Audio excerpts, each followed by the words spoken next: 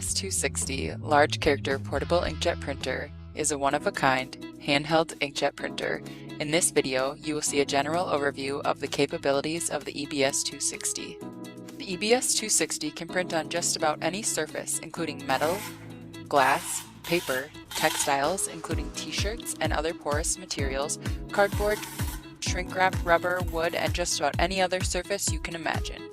The printer has the capability to import PNG files to print logos and images. It can also print 1D and 2D barcodes.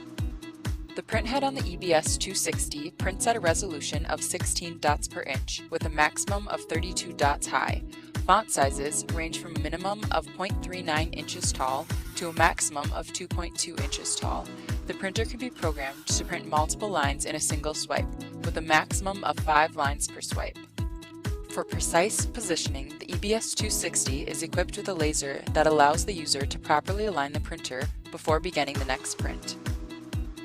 On a full charge, the battery will last for 16 hours of continuous operation. The printer can be programmed using the touchscreen, user web interface, or the offline interface, all included with the printer.